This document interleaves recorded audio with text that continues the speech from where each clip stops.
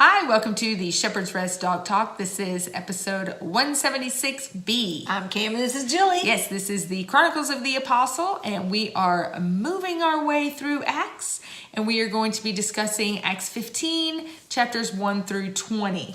Okay. But we're also going to be giving just a little bit of historical background. I love that. Just so you understand the political climate, the religious climate, and it really helps us to take all of that into consideration to the scriptures that we're reading. Right. You know, it's helpful to know what's going on around us. Absolutely. You know. All right, so I have a lot of notes here, and I apologize. I don't have it all memorized, so I have to look at my notes a lot for this. But so last week we discussed Paul and Barnabas going through Cyprus and the Galatia area. So they were their first mission trip. That's what I like to call it. They don't call it that. I call it that. Yeah. You know, I don't think they considered it a mission trip. No. You know, it was just life, and that's their job. That's right. But this was their first trip. So now we're going to discuss some things that happened while they were gone. Okay. So evidently they were gone for a while, I'm guessing. Well, the thing about travel wasn't like hop on a plane, you're there in 6 hours. And they made disciples in all these places. Right. You can't make a disciple overnight. We know Right. that. And so discipleship versus conversion. Conversion. Thank you. Convert. What? Yeah, that's the right word. Whatever. See, Paul was against conversion. Right. You know? Yeah. Because all there was Judaism. Exactly. And So- that's what the circumcision Right. debate is all about. Which today, if you think about it, what we tend to do, at least in America, I don't know about other countries, Make converts. is we make converts and then we just leave them to their own, which is another reason why we have 32,000 denominations or whatever, because we don't disciple like they were told to do. Go That's and right. make disciples. That's what it is. That's what it is. All right, so you remember a few weeks ago we talked about Herod Agrippa. Mm-hmm. He's the one that died because he did not acknowledge that the Lord had put him in the position. Right. He was also seen as a great king of the Jews by the Jewish people because he really stood up for them. He was very pious and righteous out in public in Jerusalem. Right. But, you know, when in Caesarea, he was a Roman pagan. So after he died, the Jewish people were really hoping that his son, Agrippa II, would take his place. But he was only 17 years old. So so Claudius was the emperor at the time. Okay. And I'm going to throw a lot of names at you, and I apologize. It's like dropping big names. Yeah. What? But I'm going to be throwing a lot of names at you. You're not going to remember them all, but you can always go back and listen. Right. And so anyway, so Claudius was the emperor at the time. And after consulting with his advisors, they decided it's not a good idea to put a 17-year-old in Judea, which is the hot spot of the entire kingdom. Because Judea has always been the hot spot of the entire world. Judea is still the hot spot of the entire world. Exactly. So what they did was they just put it under Roman control again. Okay. So there was no king of the Jews, no Herods in power. They put it under Roman control, and he turned it over to Cuspius Fatus. We're going to call him Fatus. We're going to call him Fatty. No, I'm just kidding. Fatty. We're going to call him Fatus. We'll remember that better. You know, All right. Fatty. So, but Fatus, what he did was he seized control over all of the priestly vestments again. Now, remember, we talked about that a few weeks ago, how Agrippa came along. That's one of the things he did was he gave it back to the people. Right. Now he seized control of the vestments. So what they had to do was when there was a festival or something was going on, they had to literally go to the Fortress Antonia and they had to check it out like a library book. Ask permission to use their own stuff that God gave them. That's correct. Agrippa II, he pleaded with Claudius. They were very close because Agrippa II grew up in his courts. Okay. So just like Agrippa did, grew up in the courts, so did his son, Agrippa II. So he pleaded with Claudius that this should not happen. So Claudius gave control of just the Temple Mount and all the priestly vestments to Agrippa's uncle, who was King Herod of Chalcis, and that was Bernice's second husband. Okay. So it was Agrippa's brother-in-law, his father's brother-in-law. Does that make sense? So Agrippa I's brother-in-law. Okay. Agrippa II's uncle. Got you. Okay. Agrippa II is alive. Agrippa I Is dead. Is dead. Right. All right. Okay. All right. So, now that we have all that, now Faddus, who was the governor. Okay. All right. We're going to call him the governor. The Roman governor over the Judean area. He actually brought a lot of peace and settled people down a little bit. All right. He put to death a false messiah. His name was Theudas. I don't know, Theudas. Anyway, Theudas, what he decided that he was going to do was he gathered a group of people, and to prove that he was the Messiah, he was going to take them out to the Jordan River, part the river. Okay. They were going to go on dry land and escape the Roman Empire. Oh, go back into the wilderness. Yeah, I guess so. So anyway, he was caught before it could happen. I thought you said he drowned. No, but the Jewish people really appreciated that. And so That he was gained a stopped. lot of, he gained that Thaddeus did that. Right. And so he gained a lot of their respect. Now he was replaced after 2 years, and that is when the Great Famine occurred. So remember a few weeks ago we yes. talked about that. We had the relief that they brought to Right, the to Judean Jerusalem. area, to Jerusalem and the whole Judea area because of the famine. So this is at that time. Okay. So that should give us a good time reference. Now, in 48 CE, not 1948, but 48 Though something CE. did happen in 1948. Yeah, but something- that's not what we're talking about yes, today. Right. The king Herod of Chelcis died. All right. And Agrippa II was Older. ready to take his place. He was 19. Oh, Ready to there you take go. his place. Yeah. So, and he allowed his aunt, Bernice, to remain the queen. Okay. So he was the king, she was the queen, and that's what was going on at that time. All right. Now, the new governor was named Cumanus. All right. And in 49 CE, this is one of the things that we need to really learn about, I Okay. guess. It's something that happened at Passover time that would kind of give you the climate of what's going on at the Right. time. So at Passover time, this new governor, he would dispatch soldiers up on top of the porticos to watch everyone. Porticos were just raised areas that allowed them to monitor what was going on inside not inside the temple, but inside the Right. courtyard and the area surrounding the temple. So he would put all the Roman soldiers up there. So one of the Roman soldiers decided he was going to be very disrespectful, and at the time of the sacrifices and at the time of the prayers, he would turn around and moon them. Like, yeah. Full moon. And make noises that would accompany something that would like that. I'm like, oh, these no different than Nope. people Juvenile today. is juvenile. Juvenile is juvenile. That's right. No matter which era you live in. Or as Gump would say, stupid is as stupid does. Well, when he did this, a lot of first let me say this. It was packed. Okay? Well, yeah, it's I'm talking Passover. sardine packed. Right. Because it's Passover time. There were tens of thousands of people on top of this Temple Mount. And the reason I say that is because of this. When it happened, some of the hotheads, the younger Jewish guys started throwing rocks at the soldier, which caused all the other soldiers to come down, which caused a stampede, and 10,000 people died that day. 10,000. Yeah. And right, so this new That's a big portion of governor the town we live in. is getting a very bad rap. Yes. All right. So another thing that we see happen around this time, around Tammuz 17, was one of the soldiers took a Torah scroll, tore it up, and burned it. This caused the Jews to go nuts again. I mean, this new governor is allowing all of this upheaval, all of this disrespect to come up on them. And do you want to know some other things that happened on the 17th of Tammuz? Yes. All right, so one of the most, I guess, appropriate things was that Moses at the sin of the golden calf came and broke the tablets, Yes. Ten Commandments. So you have the soldier tearing the Right, Torah the scroll. Torah scroll, Yeah, yeah. and Moses dropping the first ones. Right. This was also a time when an idol was put up in the days of King Manasseh.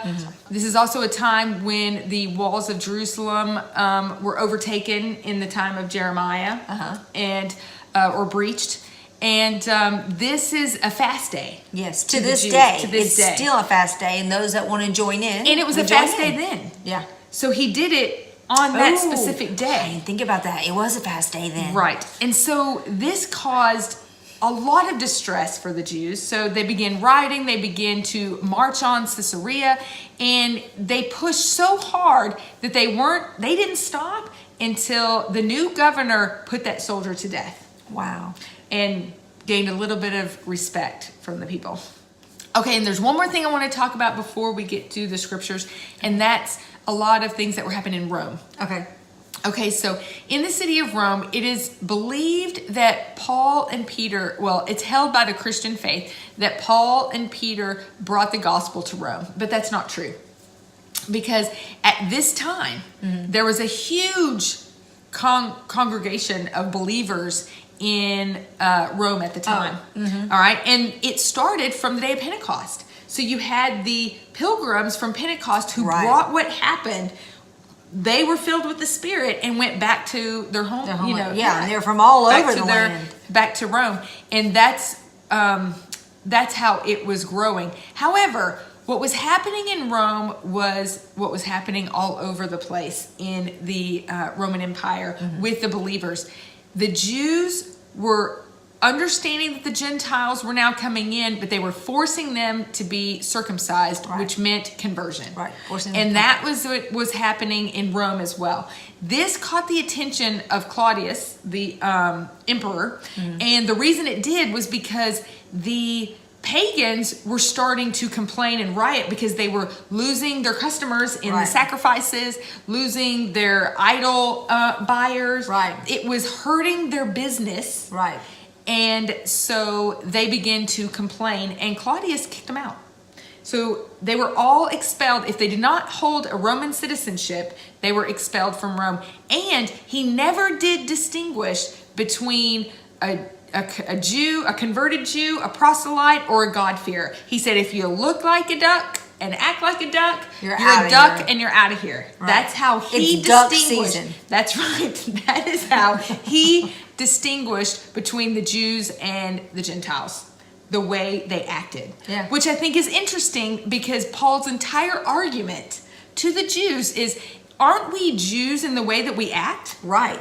In our outward and that's deeds, all Romans too. Not in, aren't we Jews who's been circumcised of the heart and produces the deeds that show we've been changed, as opposed to a flesh mark that you get to boast about. Oh, look, we want another convert. Yeah. He was against the conversion. All right, so with all of that said, now we can start in Acts 5.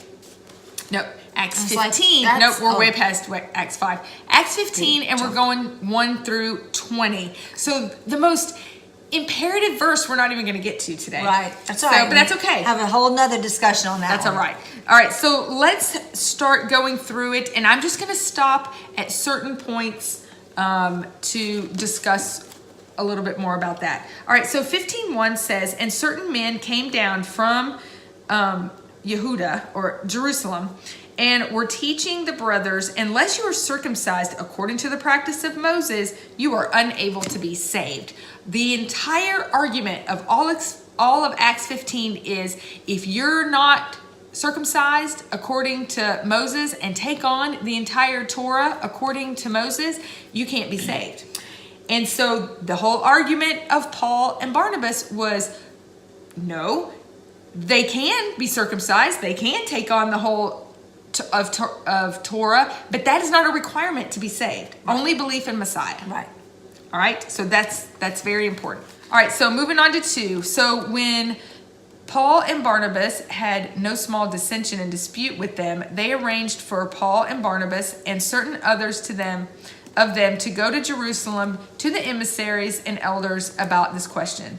So being sent on their way by the assembly, they passed through Phoenicia and Samaria, relating the conversions of the nations, and they were causing great joy to all the brothers. So I can just see them say, let's pass by all these believers that we told that they do not have to convert to Judaism and see how they're doing. Right. And so they were very joyful because they're like, see, this is almost like a reassurance for them. Because again, they're living in the way, which does keep Torah.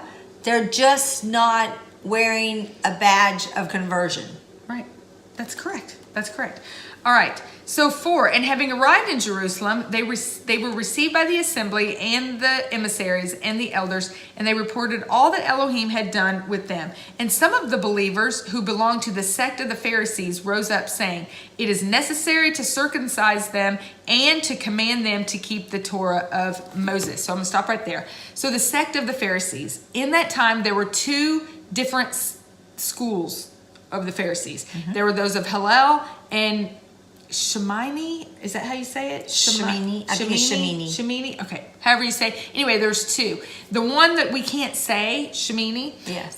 They're the ones that had a problem with the Gentiles coming in. Hillel tend to be a little more lenient and like, hey, they're God-fearers. Let them join. Let them come in. Right. Let them be part of us as God-fearers. That's fine. The others were like, absolutely not. They didn't want them a part of their group. They didn't even like proselytes. Yeah, well, actually, many of Yeshua's words lined up with Hillel's teaching, right? Mm-hmm. Not with Shemini. The only one that lined up with Shemini had to do with the divorce. Because in the divorce, Shemini said, you don't just kick a woman out for no reason. And the Hillel was like, you can. You don't like the way she cooked dinner, you can divorce her. Right. That was the only one that really was the big. But yeah, those were definitely the 2 on the hill, both in the Sanhedrin. Right. All right, so I want to talk about this. So it is necessary to circumcise them and to command them to keep the Torah of Moses. So we're talking about conversion and keeping Torah. Mm-hmm. Those are the 2 things that are being discussed here. And, I really have been thinking about this as I'm reading through this lately. And I thought, so much of the argument that the Jewish people made was very legitimate and lined up with scripture. Yeah. Like, no, they need to be circumcised. It says so, and Abraham had to be circumcised. Like you talked about, the people had to be circumcised before they came in. All of them. They're like, if they want to be part of us, they need to be circumcised. Paul's whole thing was based in the prophets where it talks about the Jew and the Gentile being together. Right. All right. So if everyone, how do I say this? So it's not that Paul was against circumcision, but circumcision was the sign of conversion. So conversion, there were 2 things. One was there was a baptism and there was a cutting of the foreskin if you didn't already have that. Mm-hmm. So we don't have a problem with baptism. We still like, let's be baptized. But that was actually a sign, the last thing you did at a conversion of becoming Gentile to Jewish. Mm-hmm. We don't talk about that one. We just talk about the one with the foreskin. When your foreskin is being circumcised, just to belong to a group is the problem, not circumcision in itself. Right. That wasn't the issue. Right. It was, why were you being circumcised? Were you being circumcised so you could now belong to this group, so that now you have the badge of Judaism?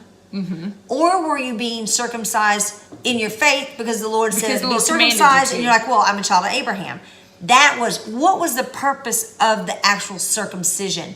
Same thing with the baptism. I mean, there are mikvahs all over the place all the time. We never have a problem with that. It's just somewhere down the line, because we keep hearing the word circumcision without the understanding it means conversion. We're like, nope, can't do that. If you do that, then you're sinning. Why? How could that be if the Lord actually does command it in Torah? And he does. Right. Very good. All right, well, let's keep reading. In 6, it says, and the emissaries and elders came together to look into this matter. And when there had been much dispute, Kepha, or Peter, rose up and said to them, men, brothers, you know that a good while ago Elohim chose among us, that by my mouth the nations should hear the word and the good news and believe. And Elohim, who knows the heart, bore witness to them by giving them the set-apart spirit, as also to us, and made no distinction between us and them, cleansing their hearts by belief. And now then, why do you try Elohim by putting a yoke on the neck of the taught ones, in which neither our fathers nor we would be able to bear? Now, today, Christianity would say, see, Peter was against putting the yoke of Torah on them. Right. And in a way, they're right, but they're not right. Right. All right? Right. Right. All right. So I kind of see it like this. All right. So let's say that I want to be healthy. So Cam and I come together and I say, you know what? I want to get healthy. So I want to start doing things that would make me healthy. And she says, well, you need to sign up for a marathon and go run it tomorrow. What? I can't do that. Right. There's no way I can do that. Now, does that mean a marathon's bad? No. Does that mean that training for a marathon would be a great way to get healthy? No. I mean, yes, it would be. It would be, but that is exactly what these people were wanting from them. Something that these people had been doing since birth, their whole life, and still couldn't accomplish aside from Messiah. They're wanting now the Gentiles to do. Right. So they're wanting them to not have the it's line upon line, precept upon precept. Right. But they're wanting them to jump to the hardest thing there is and do it perfectly. Because in that day, see, we say we're Torah observant, but we're not really Torah observant in the way that they were Torah observant. No, they had a temple. Right. We're Torah observant in the fact that we guard the word. Yeah, as much as we do as much able. And we do as much as we physically can in the society that we live in. But there were actual consequences to breaking Torah back then. Besides God. Right. Yes. Exactly. Yes. I mean, there were consequences. Right. Yes. Yeah. Well, so there weren't stonings and stuff because that was ruled out. But there were stonings. Not legal. Well, there were stonings. Well, yeah, just not legal. Yes, and if they couldn't do it legally, they weren't according to Torah, because a lot of this also includes the tradition of men, which had gone along with it. So by them converting, allows them to be under the yoke of the tradition. Well, I know. Yeah, and I know you know that. Just bring that up. That's a part of this too. You know. Right, because they're taking on everything that comes with conversion. Right. So, okay, I'm going to sign up for a marathon and do it tomorrow. Or do you sign up and then you train and you're not expected to do it until it comes to the time when the time is right. This is what this whole thing was about. So later on, we see when James stands up, well, starting in 13, he said, "Men, brothers, listen to me. Simon has declared how Elohim first visited the nations to take out of them a people for his name. And the words of the prophets agree with this as it has been written." And now he's quoting from Amos. He says, "After this, I shall return and rebuild the booth of David," which I find so interesting because Yeshua is from the line of David. And so is James. Yeah. So, "Rebuild the booth of David, which has fallen down, and I shall rebuild its ruin, and I shall set it up.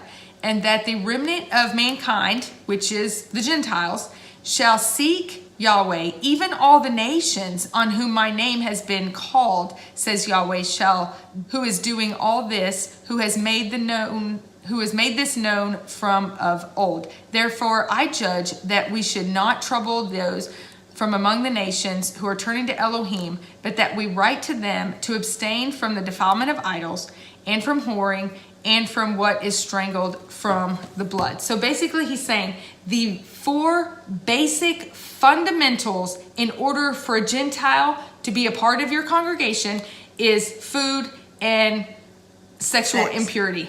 Yeah. Food and sex. The 2, instant gratification things. Yes. So, that is kind of the signing up for the marathon. You see what I'm saying? Yeah, I like that a lot. So that would be them saying, okay, I'm going to sign up for this. Yeah. But I can't be expected to run it tomorrow. Right. I'm going to train the way I'm taught by my teachers, and I'm going to get a coach, and the coach is going to tell me what to do, and I'm going to do what that coach says, and then I'm going to be able to run a marathon. That is exactly what they're doing here. Right. The Jews wanted them to sign up and do it tomorrow. These guys wanted them, no, there's no way. We couldn't even do that. Right. that coach is Messiah. Right. Yeah. You know, I like Messiah that. is the one that's going to give them the line upon line, precept upon precept through the Holy Spirit so they can eventually run that marathon. And I love the marathon analogy because it'd be the idea of you got to quit smoking and eating all that fat or whatever it is that you're, the hamburgers and the French fries and the ice cream so that you can become healthy enough in order to run. So I love that because it's a great analogy. Right. So they said, we want you to quit eating junk. Right. Stop smoking. Right. Stop doing drugs. Right. And sign up for a marathon and run it tomorrow. Right. Make them do that. Or you can't be saved. Right. Or you can't be healthy. And by the way, we're not saying that smoking. We're just using that because running and smoking is hard, not because smoking has anything to do with the sin. That's not what we're saying. So don't somebody go, they said it was a sin. We are not saying that, and it has nothing to do with Scripture. Just thought we'd throw it out there. Yes, thank you very much for clarifying. Anyway, so that is kind of what I took away from this. That's awesome. As far as the marathon analogy, because I run marathons, so I can understand it. Paul did say it's a race. Yeah. Right? So maybe Paul was thinking that. Paul, I really have learned a lot. A lot of the Greek, yes. Roman. I've learned so much through all the training that I do on how Torah works. Yeah. You know, I mean, and if I don't get it this time around, there's a marathon next year. Right. Next year. That's right. Maybe I'll get it the next time. And every time we learn something, how to improve our run or how to improve our nutrition for the run. Right. All right. So my question I want to leave to you is, so these 4 things that had to do with the idols, the food, and the sexual immorality, are those the only 4 that are required of Gentiles? Or is there something else going on here? And I guess we'll find out next week when we return to Acts 15 and pick up in verse 21. Thank you so much for joining us today, and we will see you next week. Shalom.